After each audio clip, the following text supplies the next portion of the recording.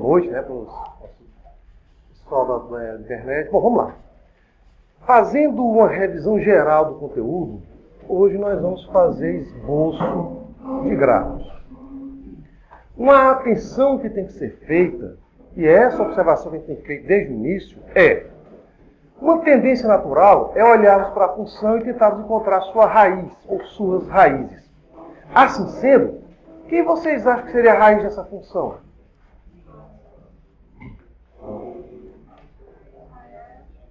Bom, para ser raiz, basta que a função...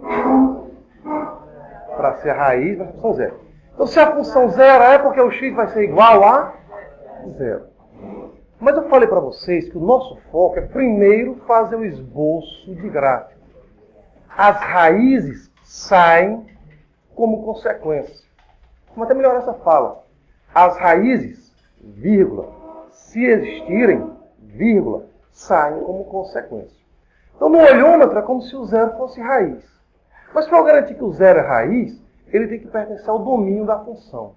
Então, a primeira coisa a fazer é o seguinte: determinarmos o domínio da função. Quem ele é?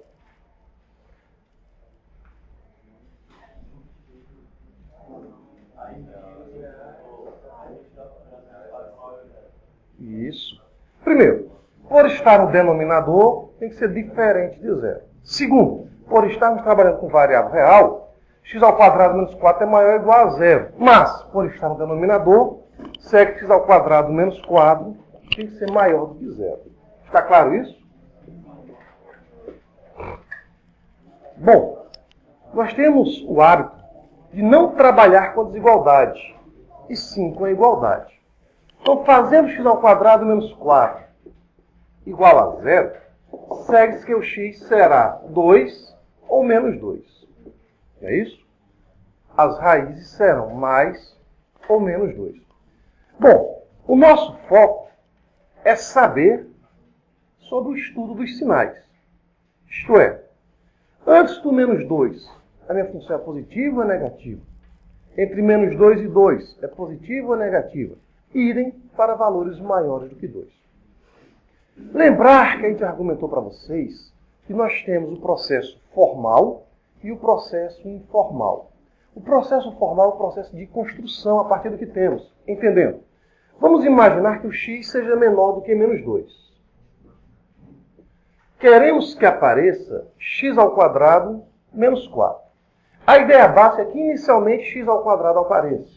Assim sendo, vamos elevar ambos os membros da desigualdade ao quadrado.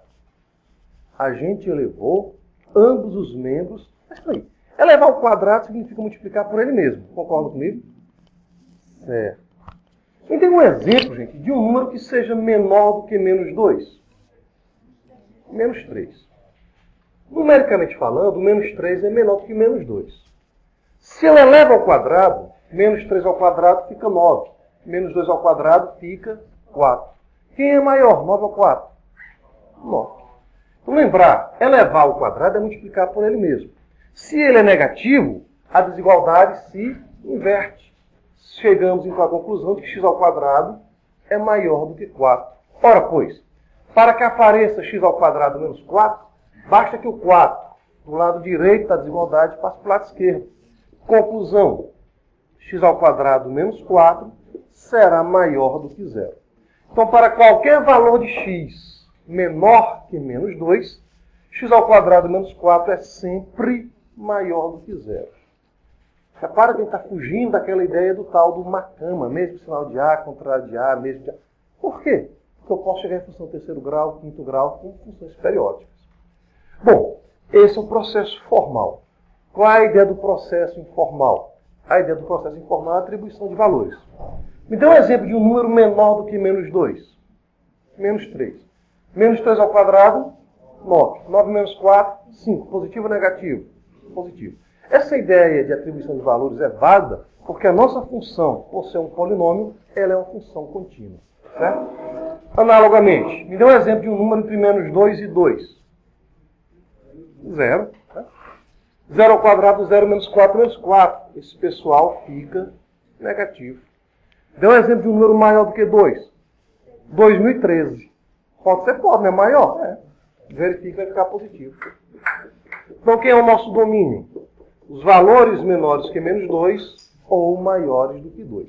Aí você pode colocar naquela ideiazinha, abre chaves, x pertencente aos reais, barra, né, ficar o quê? X é menor que menos 2 ou x maior do que 2.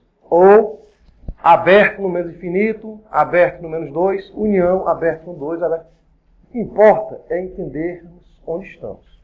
Nós estamos trabalhando com valores menores do que menos 2 e maiores do que 2.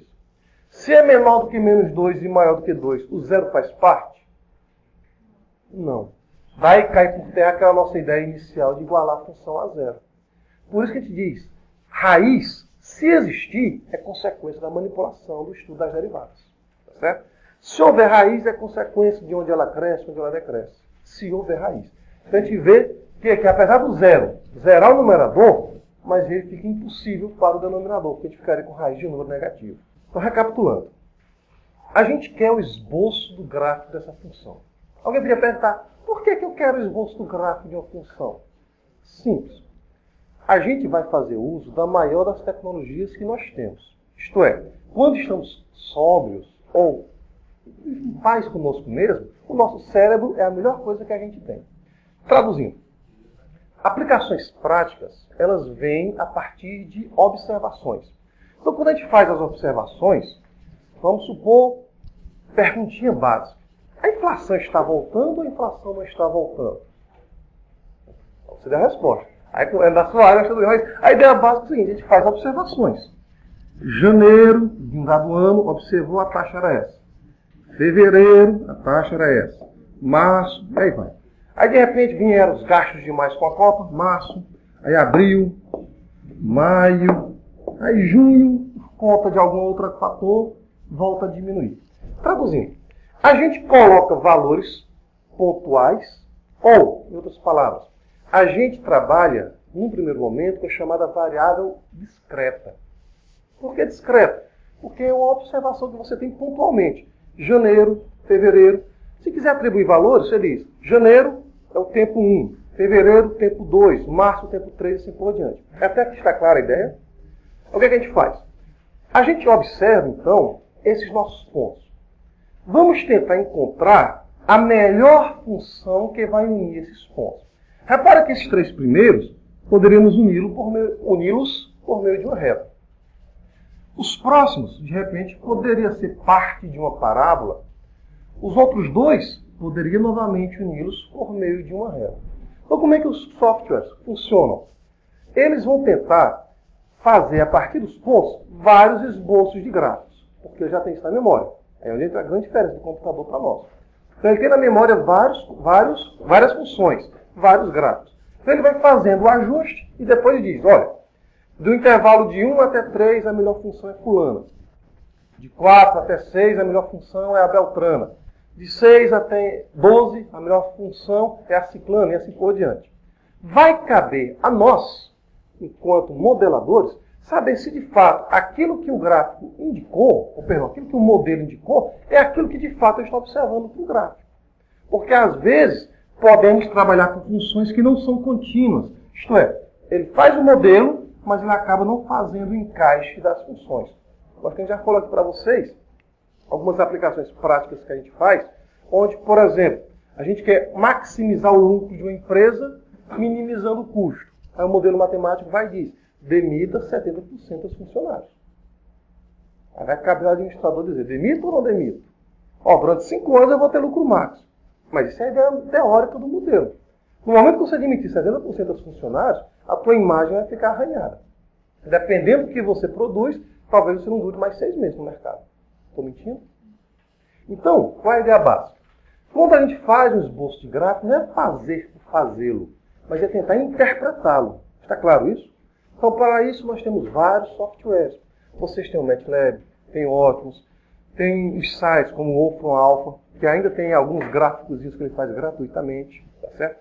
Nós temos o site Só Matemática, que lá ele indica algumas partes para você fazer esboço de gráfico. Então, a ideia básica é, faça usando software, mas interprete o que vocês têm. Está claro até aqui? Então, por exemplo, de repente, a função dada é essa, e o software vai e diz, olha, a raiz é 0. Mas a gente está vendo há pouco tempo, pelas nossas manipulações, que o 0 não pertence ao nosso domínio. Porque entre menos 2 e 2 eu tenho um buraco. É como se fosse, de repente, a gente fazer um trilho. Tá certo? Então, nós temos um trilho unindo a cidade A até a cidade B. Aí nós temos um trecho de um rio. Precisamos construir, então, uma ponte. Ora, repara que no momento que essa ponte, por acaso, quebrar, eu só vou me aproximar de A até B, até esse pontinho aqui, vamos chamar de A1, e de B até A até esse outro ponto, vamos chamá-lo de B1. Porque nesse trecho onde está o rio, eu tenho uma ponte quebrada. Ou seja, eu não tenho uma continuidade da nossa linha férrea. Está claro até aqui, gente? Então, o que acontece? Apesar de aparentemente o 0 ser raiz, ele não é raiz. Ou seja, essa função não tem raiz. Está claro, gente? Então, as raízes, se existirem, são consequências do esboço de gráfico. Tá bom, gente? Bom, alguma dúvida até aqui na chegada do domínio? Não? Bom, então ou a gente faz o raciocínio formal, isto é, manipula o intervalo para fazer aparecer aquilo que nós temos, ou a gente usa a ideia informal. A ideia informal ela é garantida por quê? Porque nós temos um polinômio, os polinômios são funções contínuas. Por isso que vale a pena atribuir valores. Perguntas? Bom, então nós temos menos 2 e 2 como sendo extremos dos nossos intervalos. Então nós vamos calcular, é o segundo passo do esboço de gráficos. Calcular o limite quando x tende para menos 2 pela esquerda dele, e o limite quando x tende para 2 pela direita dele. Depois disso, vamos para o estudo da derivada primeira. Qual é o foco da derivada primeira? Saber onde a função cresce ou onde ela decresce. Está claro? Então, vamos lá. Primeiro passo, então, fazer os limites laterais. Isto é, faremos o limite quando x se aproxima de menos 2 pela esquerda. Por que não pode ser menos 2 pela direita? Porque não existe. É a ideia da ponte. Ah, o trem vem. Eu não sei que tem um super-homem que vai pegar de um lado para o outro. Vixe, é o novo. Você não pode se aproximar do ponto A1. O A1 só se aproxima pela esquerda. Item B1 só se aproxima pela direita. Está claro isso, gente? Vamos calcular o limite. Quando x se aproxima de menos 2 pela esquerda. E o limite quando x se aproxima de 2 pela direita.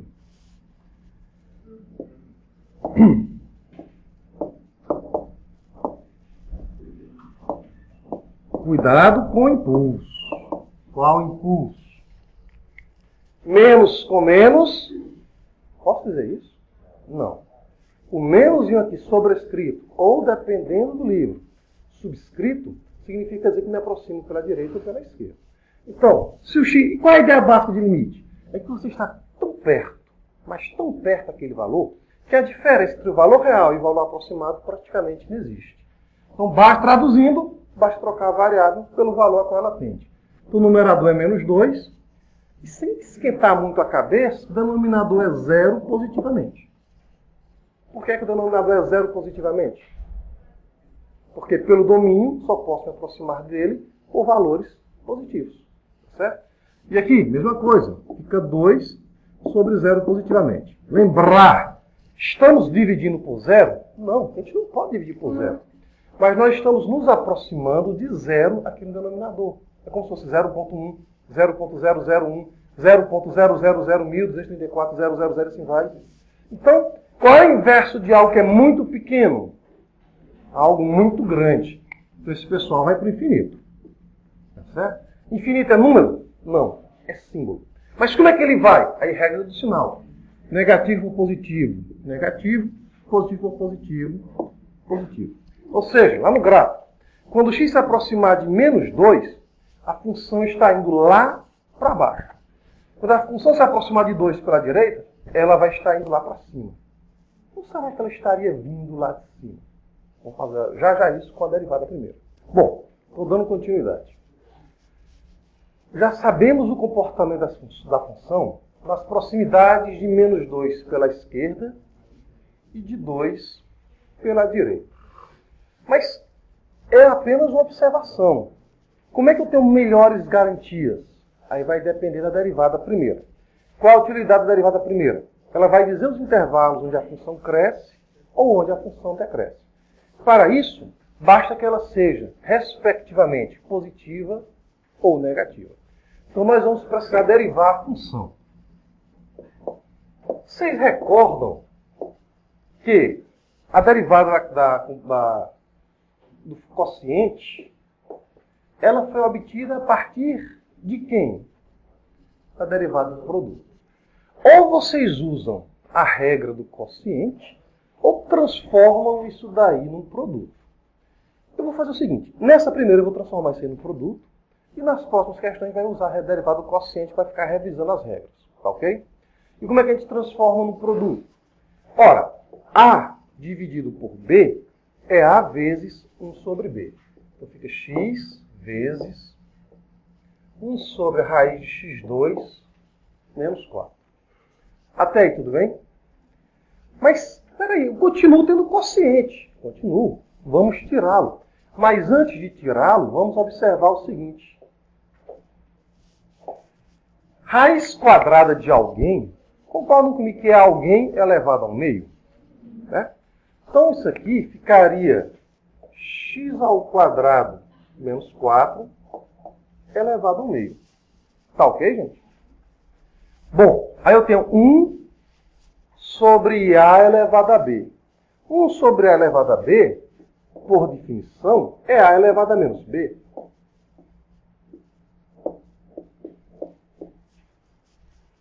Tá ok, gente? Tá ok? Bom, como a gente está deixando a parte de logaritmos mais para o segundo semestre, a gente não vai trabalhar muito com isso agora, uma ferramenta alternativa seria aplicar o logaritmo em ambos os membros da igualdade.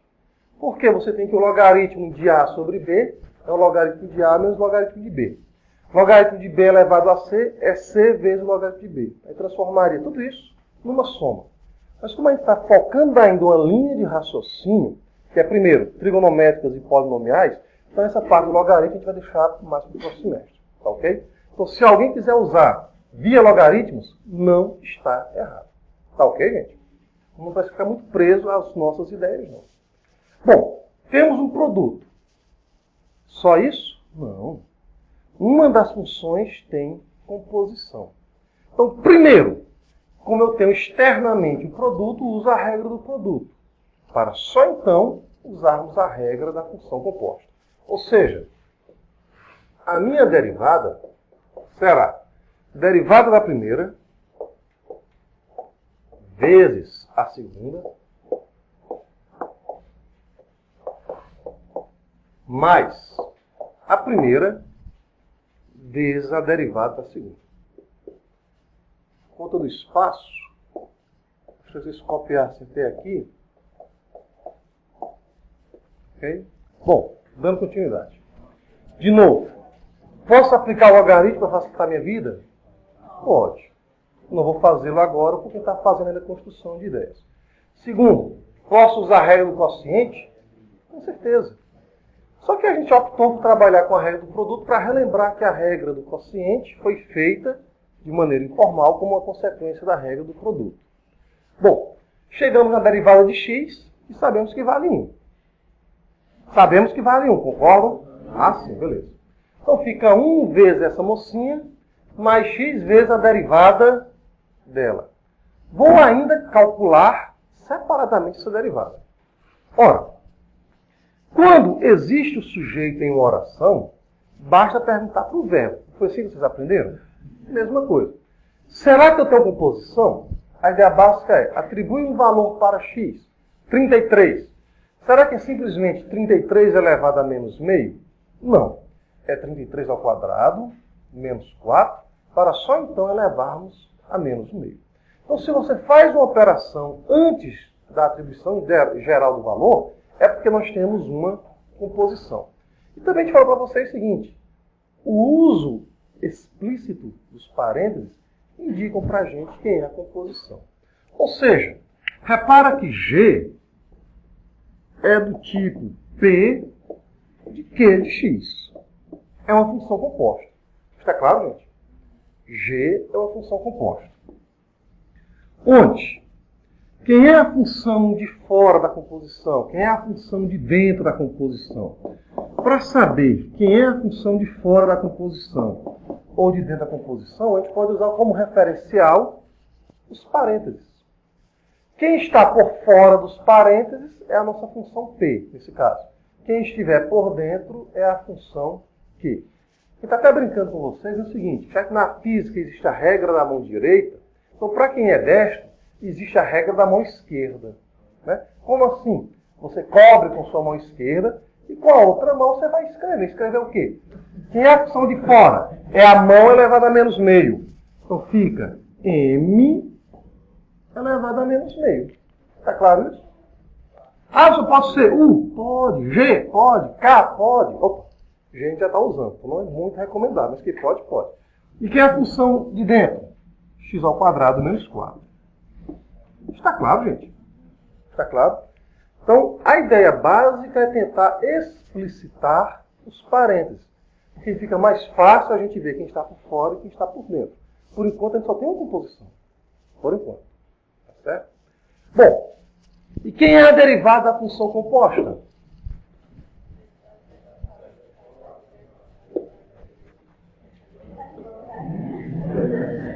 É isso aí, né? É a derivada de fora.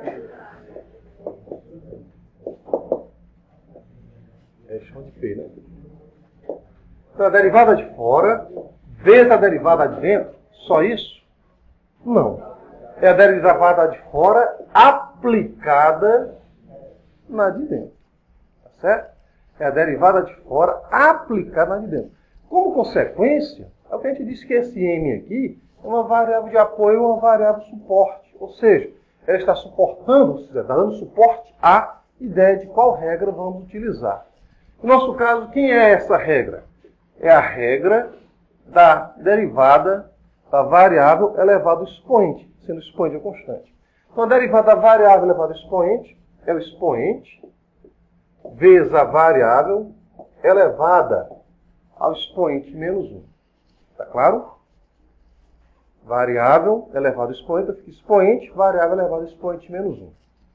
Ajeitando, teremos menos 1 meio, de meio elevado a, de m elevado a menos 3 meio. Mas eu não quero pelinha aplicada em m, queremos pelinha aplicada em quem? Pelinha aplicada em Q. O que é que significa isso?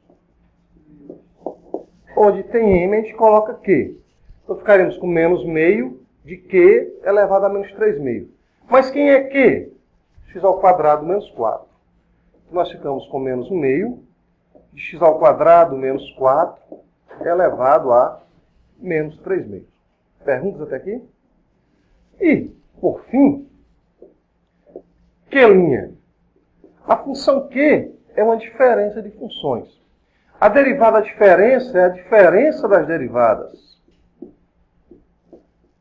Derivada x ao quadrado, 2x.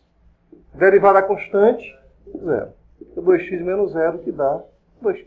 Escrevam aí que a gente vai só depois voltar para o F' fazendo as devidas substituições. Pois bem. Lembrando que para fechar a derivada de x ao quadrado menos 4 elevado a menos meio, falta só efetuar esse produto. Concorda comigo? Só que eu vou deixar para fazê-lo no processo prático. Como assim? Recapitulando. Tínhamos que F' seria a derivada de x vezes aquela expressão mais x vezes a derivada dessa expressão. Não é isso que nós temos?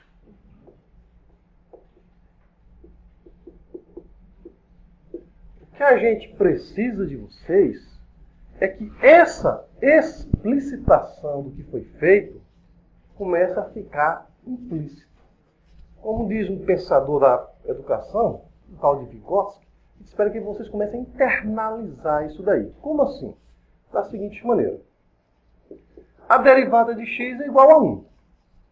Ninguém tem dúvida nisso, concordam? Então ficamos com 1 vezes alguma coisa, que é alguma coisa. Nós ficamos com x ao quadrado menos 4 elevado a menos meio. Mais x vezes. O que a gente precisa que vocês comecem a desenvolver um pouco mais é o seguinte. Tem parênteses? Tem. É função composta.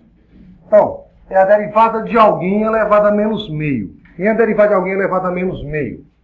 É menos meio vezes este alguém elevado a menos meio menos 1. Isto é a derivada da de fora aplicada na de dentro. E quem é a de dentro? X ao quadrado menos 4.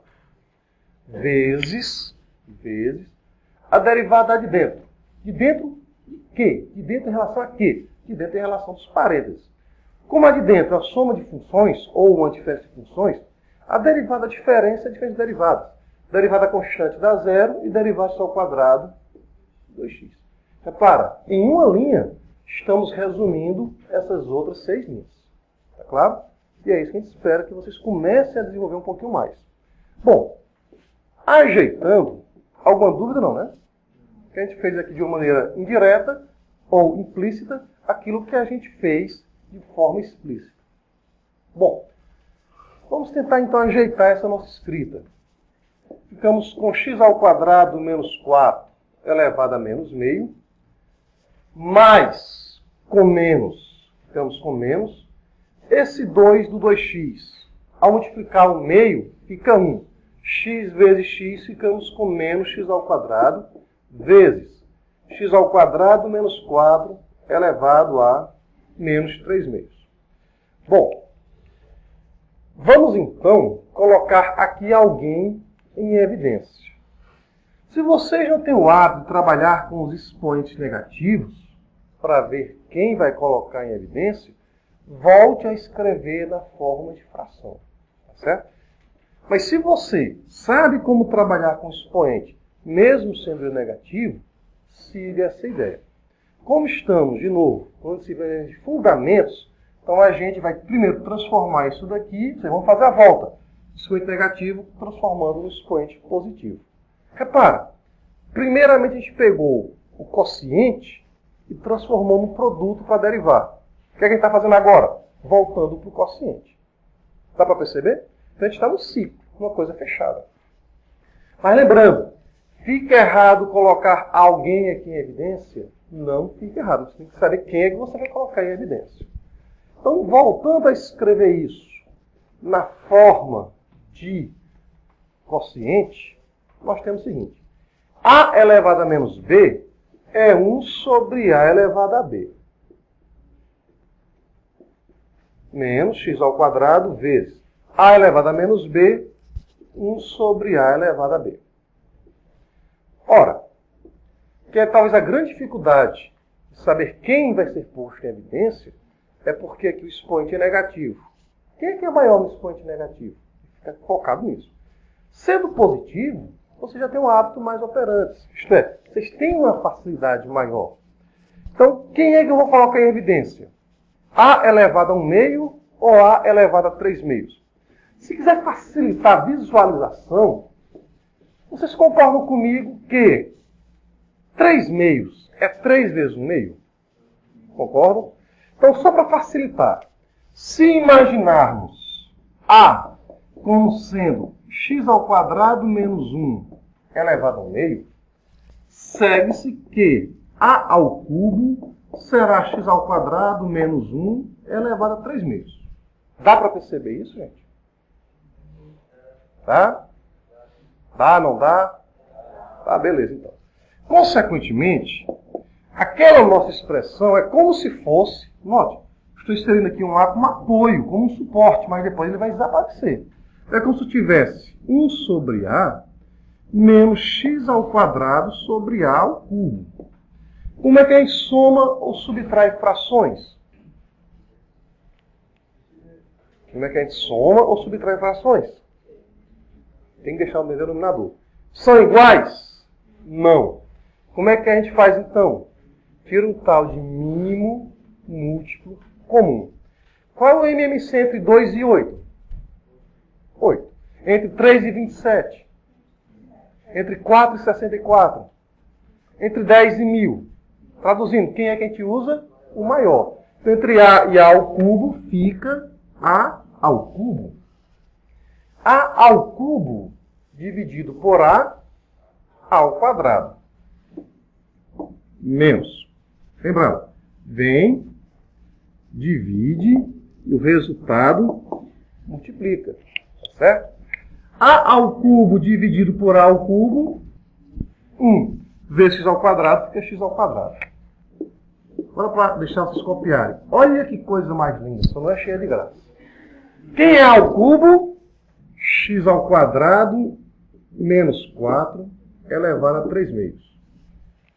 Se A é x ao quadrado menos 1 elevado a 1 meio, quem é A ao quadrado? X ao quadrado menos 1. Se A ao quadrado é x ao quadrado menos 1, quem é A ao quadrado menos x ao quadrado? Fica x ao quadrado menos 1 menos x ao quadrado. Dá menos 1. Oh, desculpe. 4. Né? 4. Pronto. Obrigado. Dá para visualizar o finalzinho? Quem é A ao quadrado? Ora, pois, A ao quadrado, basta levar isso aqui ao quadrado. Ficamos com x ao quadrado menos 4. Por conseguinte, se eu quero A2 menos x2, ou a gente subtrai todo mundo com x2, ou observa que A2 menos x2 será menos 4. Tá ok? Essa é a derivada primeira. Escrevam, por favor. Repare quem usou a regra do quociente para chegar nisso. Chegamos nisso daqui. Alguma pergunta? Então, repare que a gente inseriu aqui a variável A só para facilitar a visualização das nossas regrinhas. Poderíamos ter colocado-a aqui, quando nós estávamos com os expoentes negativos? Poderíamos. Não tem problema. Tá certo? São vocês que escolhem a forma de manipular. Agora, o que a gente concluiu? A gente concluiu que a nossa derivada primeira será menos 4, que é o nosso denominador, dividido por x ao quadrado menos 4 elevado a 3 meios. Ora, x ao quadrado menos 4 elevado a 3 meios é a mesma coisa que raiz quadrada de x ao quadrado menos 4, tudo isso ao cubo. Só que a raiz quadrada de x, menos 4, de x ao quadrado menos 4 a gente já analisou. Ela é sempre o quê? Maior do que zero. O denominador, por conseguinte, é sempre positivo. Meu numerador é uma constante negativa. Negativo dividido por positivo, negativo. Conclusão, qualquer que seja o x no meu domínio, a minha derivada primeira é sempre negativa. Se ela é sempre negativa, é porque a função é sempre decrescente. Beleza?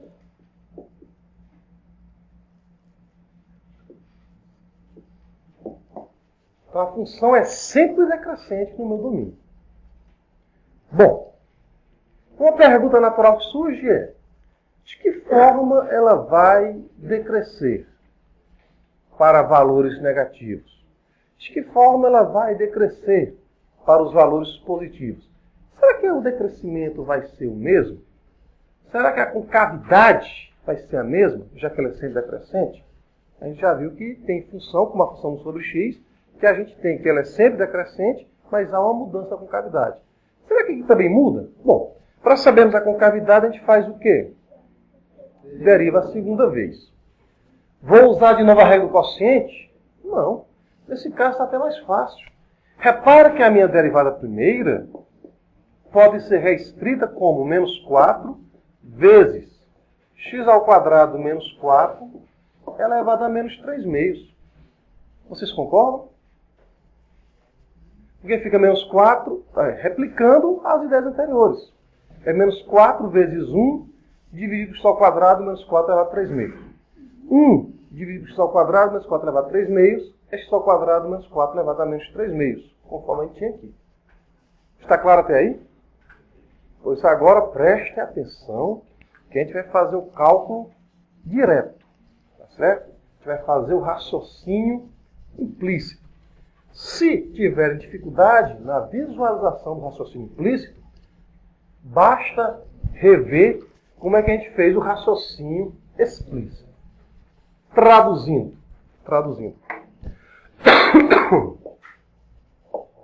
Não, a tosse foi defeito prático, hein? Traduzindo. Derivada constante vezes a função é a constante, menos 4, vezes a derivada da função.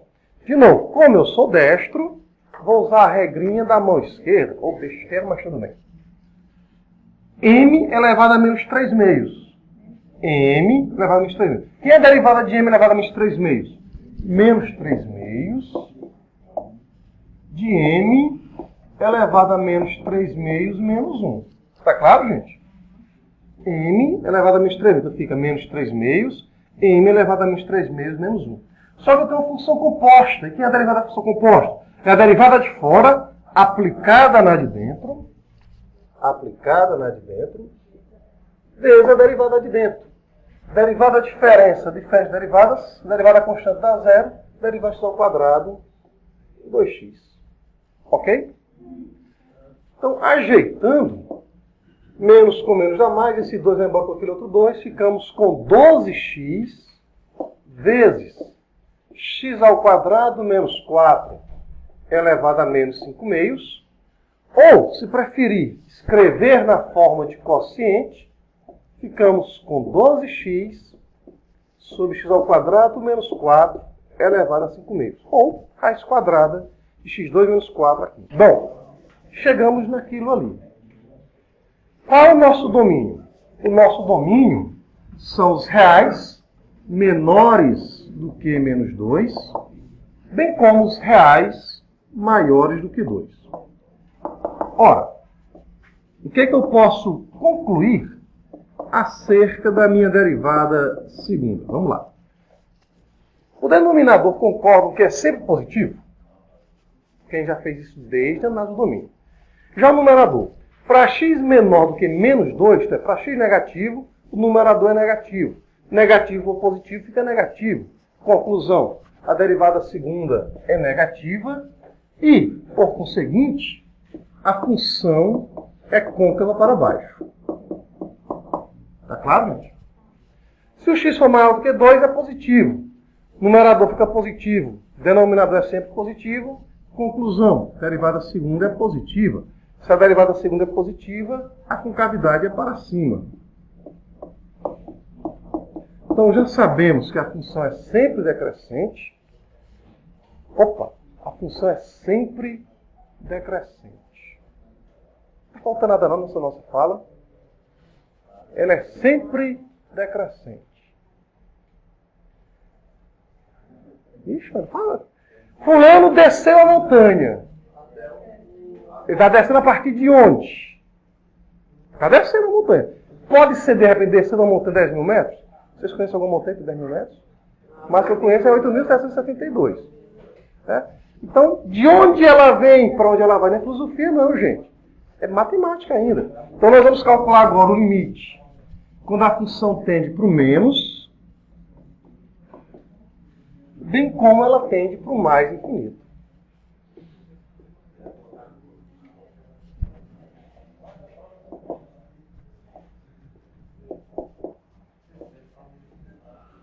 Tá certo? É sabermos de onde ela está decrescendo até onde ela pode decrescer. Bom, agora vai surgir uma novidade, pelo menos explicitamente falando. A gente já tinha ensinado vocês a trabalhar com o limite quando a variável é para o infinito de funções polinomiais. Tínhamos evitado, até o presente momento, trabalhar com um limite quando a variável é para o infinito envolvendo raízes. Por que a gente estava evitando? Porque a gente estava tentando preparar o caminho para isso. Traduzindo, estávamos pensando em vocês conseguirem um pouquinho de maturidade. Maturidade para entender o quê? Vamos lá. O que é o módulo de um número?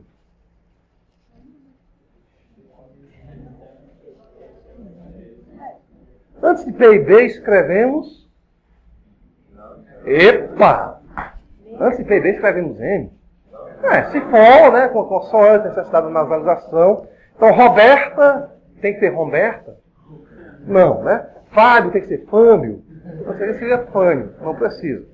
Então, a ideia básica do módulo é porque ele é a distância em relação à origem.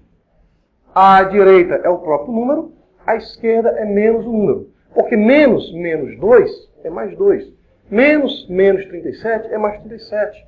Então, o módulo, por definição, ele é x, se o x for maior do que 0, e é menos x, se o x for menor do que 0. Por comodidade, a gente diz que se o x for maior ou igual a 0, é porque eu tenho x. E não faz sentido você falar menos 0. É simplesmente 0. Então, essa é a definição de módulo. Módulo 18 é o próprio 18. Módulo de menos 44,35 é menos 44,35 que vira positivo. Está claro isso? Então, é em relação à origem. Sim, e daí? Só que o módulo, ele pode ser apresentado de outra maneira. De que outra maneira? Já que nós temos a raiz quadrada, vamos lembrar dos seguintes detalhes. Qual é a raiz quadrada de 9? Por quê? Qual a raiz quadrada de 49? Por quê? Agora vamos melhorar a pergunta. Somente 3 é tal que 3 vezes 3 dá 9? Somente 7 é tal que 7 vezes 7 dá 49? Contra-exemplos. Menos 7 menos 3. Então, raiz quadrada de x ao quadrado, também eu posso dizer que é o módulo de x, e não x. Tá certo? Então, raiz quadrada de 49, ou é 7 ou é menos 7. Porque o módulo de 7, bem como o módulo de menos 7, dá 7. Está claro isso, gente? Sim, daí? Se eu tiver em regiões onde o x é positivo, o módulo de x, ele é x. Mas se eu estiver em regiões onde o x é negativo, o módulo de x é menos x. Quem é o módulo de menos 2? É menos 2. Aí usa aquela ideiazinha, menos com menos. Por quê? Porque... Tá bom, deixa eu explicar. Traduzindo. Eu vou trabalhar aqui em cima, depois vou fazer Ctrl+C, Ctrl+V nas ideias e vou finalmente aqui embaixo. Como assim? Ou eu jogo o x ao quadrado para fora da raiz, ou eu boto o x para dentro. Eu vou optar em colocar o x ao quadrado para fora. Como é que a gente vai colocar o x ao quadrado para fora? Ora, a gente já argumentou que quando o x é para infinito, ou menos infinito, constante sobre x vai para onde? 1 sobre x tem para onde? 2 sobre x tem para onde? Menos 33 sobre x tem para onde? 0. Então, vamos colocar o x ao quadrado em evidência. Tá certo? Vamos colocar o x ao quadrado em evidência. Colocando-o em evidência, o que é colocar alguém em evidência? Dá destaque. Sim, dar destaque na matemática significa dividir a expressão por ela. Então, x ao quadrado dividido por x ao quadrado dá 1. 4 dividido por x ao quadrado fica 4 sobre x ao quadrado. Repara, a expressão sofreu alterações? Não sofreu. Com efeito, x ao quadrado vezes 1, x ao quadrado vezes menos 4 sobre x ao quadrado, menos 4. Perguntas? Agora onde vem o bem bom. Sim, a gente só vai substituir depois. Primeiro vamos preparar o caminho. Raiz quadrada de A vezes B, como a gente já falou que estamos trabalhando com coisas positivas, então raiz de A vezes B é raiz de A vezes raiz de B. Está claro até aqui?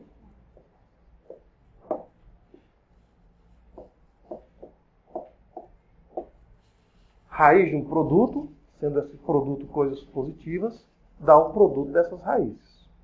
Tá ok, gente? Bom, mas aí vem um detalhe. Qual é o detalhe? Por definição, quem é raiz de x ao quadrado? É só x? Não. Raiz de x ao quadrado é módulo de x. Está claro, gente? Módulo de x. Fazer bem aqui embaixo. Porque depois vou pegar só o finalzinho e jogar para cá. Porque a ideia básica é a mesma. Vou colocar o x ao quadrado em evidência. Vou dizer que a raiz do produto é o produto das raízes. Vou dizer que a raiz de x ao quadrado é módulo de x. Até aí é a mesma coisa. O que vai diferenciar é agora. Se o x tende para menos infinito, eu estou trabalhando com valores positivos ou valores negativos para o x? Negativos. Se eu trabalho com valores negativos, quem é o módulo de x para valores negativos? Menos x. Menos x. Sim, daí? Ora, x no numerador com menos x no denominador vai ser simplificado. Então fica simplesmente limite, quando x é para menos infinito, de menos 1 sobre raiz de 1 menos 4 sobre x ao quadrado. E agora sim, vamos usar o limite. Quando x é para menos infinito, menos infinito ao quadrado é infinito. 4 sobre infinito vai para 0. 1 menos 0 dá 1. Raiz de 1, 1. Menos 1 sobre 1, menos 1. Aqui, gente, replica ideia como? Essa, esta e essa. Se o x tende para o infinito, quem é o módulo de x para x para o infinito? X. Replicando ideia, nós vamos ficar com o limite quando x tende para o mais infinito de x sobre x vezes raiz de 1 menos 4 sobre x2. X com x corta, sobra 1 no numerador. Quando isso é para o infinito, 0, 1 menos 0 dá 1, raiz de 1 dá 1, 1 sobre 1, 1. Traduzindo, a função lá no menos infinito, isto é, ela vem de onde? Ela vem do menos 1. E ela vai até onde? Vixe, ela é sempre decrescente. Aí ela vem do menos 1 e vai para o mais 1. Que coisa doida é essa? Por isso que a matemática tem fama de serem matemáticos doidos, né? Como é que a coisa vem lá de baixo, do menos 1, vai sempre decrescente e de repente vai até 1? Aí é onde entra o detalhe. Se eu olhar bidimensionalmente, realmente eu vou ficar doido. Mas eu já sou. Mas se eu olhar tridimensionalmente, faz sentido. Finalmente, o esboço do gráfico será então o seguinte. Nós já sabemos que entre menos 2 e 2 não vamos ter nada. Certo? Entre menos 2 e 2 não tem nada. Só que ao fazermos a análise, nos aproximando de 2 pela direita e de menos 2 para a esquerda, a gente observa o seguinte. Menos 2 pela esquerda, a função iria lá para baixo. E menos 2 pela direita, a função vem lá de cima. Ela não vai, porque a gente está seguindo a sequência da esquerda para a direita. Então ela vem lá de cima. Está claro até aí? Ela é sempre decrescente. Então, menos 2 pela esquerda, vai lá para baixo. 2 pela direita, vem lá de cima. Mas ela vem decrescendo a partir de onde? Quando x tende para menos infinito, que é na minha extrema esquerda, a minha variável y tende para menos 1. Quando x é para mais infinito, a minha variável y tende para mais 1. Está claro, gente? Quando x é para menos infinito, menos 1. Quando x é para mais infinito, mais 1. A função é sempre decrescente. Como é a concavidade? Para x negativo, concavidade para baixo. Para x positivo, concavidade para cima. Não seria algo desse tipo. Do ponto de vista bidimensional, faz sentido? Não faz sentido bidimensionalmente. Mas faz sentido se a gente analisar isso tridimensionalmente, como já fizemos em alguns encontros passados. Imagina que o eixo x é a linha do Equador, e imagina que o eixo y seja o meridiano de Greenwich. Já viram isso, né? O menos 1 e o mais 1, eu poderia grosseiramente imaginar como sendo os trópicos de Câncer e de Capricórnio. Aí vamos imaginar, já que está em alta agora, o Superman, né? Está de volta. Ele está voando lá no trópico, aí vai para o Polo Sul, aí resolve dar uma volta na Terra. Aí vem lá do Polo Norte e vai para o extremo direito do trópico. Seria uma interpretação tridimensional de algo bidimensional. Que a priori fica assim meio sem sentido. Poxa, a função é sempre decrescente. Mas como é que ela pode ser sempre decrescente se eu parto de um número e vou chegar em outro que é maior do que ele? Que senso lógico é esse? Então a lógica é você olhar tridimensionalmente. Perguntas? Perguntas? Então a ideia prática é olharmos tridimensionalmente. Tá certo? Esta é a ideia prática. Mesma coisa. Brasília está mais distante de Alasca ou Brasília está mais distante da Rússia? Bom, se a gente for olhar no mapa, de fato, Brasília está mais distante da Rússia do que do Alasca. Só que o Alasca é na ponta esquerda, a Rússia é na ponta direita do mapa mundi. Então a Rússia e o Alasca estão mais distantes? Tecnicamente não. Porque se você for olhar tridimensionalmente, Rússia e Alasca quase que se chocam. Daí o motivo do Alasca ser dos Estados Unidos da América, né? Desde aquela época da Guerra Fria.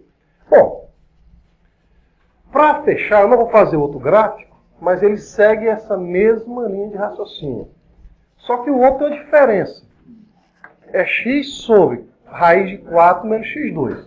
Se é raiz de 4 menos x2, eu vou ficar restrito entre menos 2 e 2. Então não vai fazer sentido x ir para menos ou x ir para mais infinito. Não atendendo a pedidos, tem uma questãozinha aí, para a gente fechar a aula de hoje, que é o seguinte, determinar o K e o A se Y é igual a A vezes seno de kx, Y vezes seno de kx, e sabendo que essa expressão, ela satisfaz uma equação diferencial, isto é, a derivada segunda de Y mais 4 vezes Y é igual a zero. Confere? Olha se esse é enunciado. Queremos saber quem é A e quem é K, dado que Y satisfaz essa relação. Y, duas linhas, mais 4Y igual a zero. Então, a hipótese. Qual a hipótese? As hipóteses. O A é positivo. A derivada primeira é igual a 12, não é isso? Quando x for igual a zero. Vocês vão ter uma disciplina chamada Métodos Matemáticos. E os métodos matemáticos... métodos matemáticos. E vai incluir equações diferenciais. Matemática aplicada, ela inclui sequências e séries. A gente só vai dar uma pinceladazinha em cada uma delas. E como vocês têm disciplinas no segundo semestre, ou no segundo ano, perdão, exclusivas para equações diferenciais e exclusiva para sequências de séries, então a gente não vai se aprofundar aqui. Vamos apenas as primeiras noções.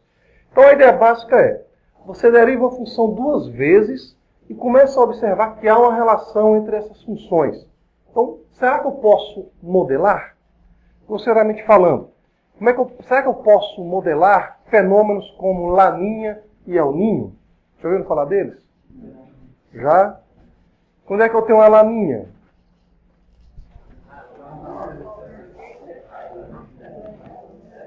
Quando se esfria quem?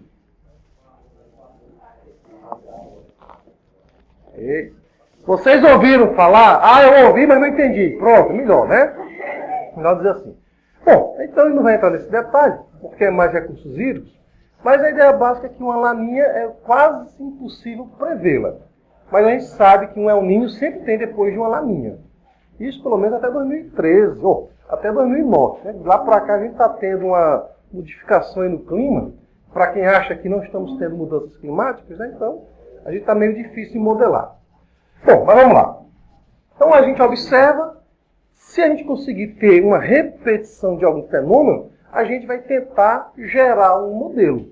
Mesma coisa, por exemplo, quem tem glaucoma na família é bom se tomar cuidado. Porque em geral, a cada 2 gerações, pode acontecer uma cegueira de nascença. Isso é estatística falando. Tá ok, gente? Então, você então vai naquela história de que a cada 7 gerações de 7 meninos nasce um lobisomem? A gente não comprovou isso ainda não. Certo? Mas a ideia básica, falando sério agora, é que a gente tem para modelar, precisamos ter uma replicação, ou algo que seja repetido após determinados períodos. Então a ideia básica é, se eu consigo observar isso, então é possível fazer a modelagem? Resposta, sim. Certo? Se vocês olharem bem, A de amplitude, K seria o tal do comprimento de onda. Já ouviram falar de movimento harmônico simples? Ah, é porque lembrando também existem os movimentos que não são harmônicos e que não são simples, tá bom? Então, eu quero saber o seguinte. Se A e K satisfazem isso, quem é A? Quem é K? É o que nós vamos determinar. Bom, repara que Y, já sabemos quem é. Mas nós temos Y duas linhas? O que é Y duas linhas mesmo, hein? Ah, derivar duas vezes. Se é para derivar duas vezes, a gente primeiro deriva a primeira vez, para depois derivar a segunda vez. Vê se fica clara a ideia. Vou verbalizar mais do que escrever. Derivada constante vezes a função é a constante, vezes a derivada da função. Olha, tem parênteses? Tem. Então tem função composta. Regra da mão esquerda, para quem é destro. Derivada do seno da mão. Ora, você deriva normalmente. Quem é derivada do seno? Cosseno. Cosseno, então, mas é a derivada de fora aplicada na de dentro. Vezes a derivada de dentro. Derivada constante vezes a função é a constante, K, vezes a derivada da função, derivada de x, que vale 1. Ou seja, ajeitando, y' é AK, que é constante, cosseno de kx. Perguntas? Sem perguntas porque entenderam, sem perguntas porque não entenderam? Tá indo? Beleza. Então bora aproveitar aqui o espaço da gravação para a gente fechar logo a derivada segunda. Quem é a derivada segunda? Ué, por que eu tenho que derivar a segunda vez? Porque a solicitação do problema diz isso. AK é constante. Derivada constante da função é a constante, AK, vezes a derivada da função. Quem é a derivada do cosseno? Menos o seno. A gente fica com menos o seno. Só que a derivada da de fora aplicada na de dentro. Aplicada em kx. Por que aqui do colchetes? Por causa da derivada negativa da função cosseno. Só que a derivada de fora, aplicada na de dentro, vezes a derivada de dentro. Que é a derivada de kx? O que vimos há pouco tempo, para aplicar. Ajeitando, quem é y duas linhas? Menos AK ao quadrado, seno de kx. Por favor, escrevam e olhem se tem alguma dúvida. Engraçado, né? Velocidade angular ou velocidade de movimento harmônico simples. Basta derivar a equação horária. Aceleração. Basta derivar a velocidade. É o que a gente está fazendo. Então, hipóteses. Y duas linhas mais 4y igual a zero. Que é y duas linhas? Menos AK ao quadrado vezes seno de kx. Isso aqui é y duas linhas. Mais 4y. Então ficamos com mais 4a vezes seno de kx. Isso aqui é igual a zero. Essa é a nossa hipótese. Está claro até aí? Existe alguém ou alguém que podemos colocar em evidência? Seno de kx e o a. Concorda comigo? A gente fica com a vezes seno de kx. Tudo isso multiplicando o quê? Vou colocar assim, 4 menos kk ao quadrado. Igual a zero. Tá ok? Bom, hipóteses então a serem analisadas. O A é maior do que zero. O produto de duas coisas é igual a zero quando pelo menos uma delas foi igual a zero. Se 4 menos k ao quadrado for igual a zero, segue-se que ou k é igual a 2 ou k é igual a menos 2. Ixi, estou com duas hipóteses. Sem problema. Mas sendo k igual a 2 ou k menos 2, bom, lembrar que a função seno ela é uma função periódica. Vamos ter momentos em que ele pode acabar zerando. Como o nosso foco aqui é mais tentar encontrar um modelo, isto é, determinar o A e o K, e sendo A positivo, então eu vou ficar apenas com essa primeira hipótese. Traduzindo, o produto vai ser igual a zero quando esse rapazinho aqui for igual a zero. Não vou pegar o seno de kx e igualar a zero para encontrar aqueles possíveis valores de K. Por quê? Porque essa é uma função periódica, eu teria infinitos valores. Está claro isso? Como a ideia é modelar, e modelar é uma coisa mais restrita, vamos ficar apenas com essa hipótese. Está claro até aqui? Sim, mas espera aí. Para o A ser maior do que zero, quantos valores vocês conhecem que são maiores do que zero? São infinitos. Ixi, e aí? Bom, essa informação foi usada? Foi. Essa informação está sendo argumentada? Sim. E essa? Derivada primeiro igual a 12 quando x for 0. A gente já usou? Não. Então vamos usá-la. Como é que a gente usa? Y' é a k cosseno de kx. Então, Y' vai ser igual a 12 quando x for igual a 0. Está claro isso, gente? Está claro? Y' vale 12 quando x vale 0. Então fica 0 vezes k. Perguntas? Ora, 0 vezes k dá 0. Cosseno de 0 dá 1. Então nós ficamos com AK igual a 12. AK igual a 12.